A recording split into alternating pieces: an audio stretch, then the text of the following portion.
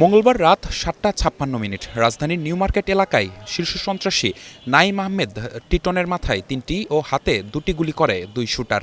এরপর বাইকে চড়ে পালিয়ে যায় তারা।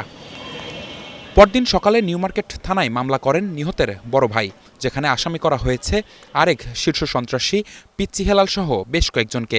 এজাহারে বলা হয়, বছিলা হাটের ইজারা নিয়ে দ্বন্দ্বে এই হত্যাকাণ্ড। কাণ্ডটা শুরু হয়েছে বছিলা গরুর হাটে শিডুল পিচ্চি হেলালরা গরুর হাটে শিডুল কিনছে।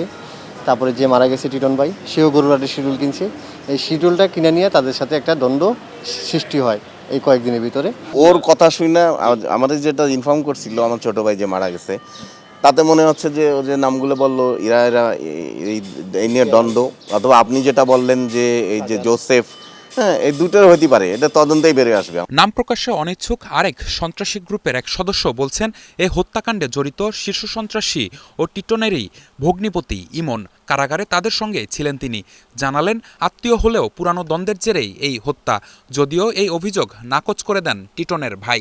2019 থেকে 20 সালের মধ্যে দুইবার টিটনকে মারতে গিয়েছিল ক্যাপ্টেন ইমন, একবার কোর্টে আর একবার জেলখানায়। দুইজনের সম্পর্ক ছিল সাপে নেউলে।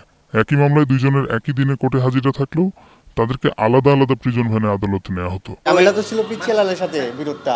এখন হলো আপনি যার কথা বলতেছেন, ওনার সাথে তো ওনাদের সুসম্পর্ক, ওনাদের বোন ওনার ঘরে। পুলিশের ধারণা, সন্ত্রাসী গ্রুপগুলোর মধ্যে এলাকায় আধিপত্য বিস্তার নিয়ে এ হত্যা। আমরা যেটা প্রাথমিকভাবে করতেছি যে এলাকার আধিপত্য নিয়ে একটা ঘটনা ঘটছে। আমরা প্রাথমিকভাবে কয়েকজনকে চিহ্নিত করেছি, আমরা তাদের ব্যাপারে তথ্যপত্র সংগ্রহ করতেছি। ইনশাল্লাহ এটা আমরা খুব সহসাই হত্যাকাণ্ডের রহস্য উদ্ঘাটন করতে পারবো। 90-এর দশকের শুরুর দিক থেকে অপরাধ জগতে প্রবেশ করেন নাঈম আহমেদ টিটন। প্রথমে স্থানীয় অপরাধী চক্রের সদস্য ছিলেন তিনি, পরে চলে আসেন নেতৃত্বে। সাবেক সেনাপ্রধান জেনারেল আজিজের ভাই টিপু হত্যা মামলার আসামি ছিলেন টিটন ও তার ভগ্নিপতি শীর্ষ সন্ত্রাসী ইমন। 2 দশকের বেশি সময় কারাগারে থাকার পর 2024 সালের 12 আগস্ট জামিনে মুক্তি পান তিনি। নিবিড় সাহা, স্টার নিউজ, ঢাকা।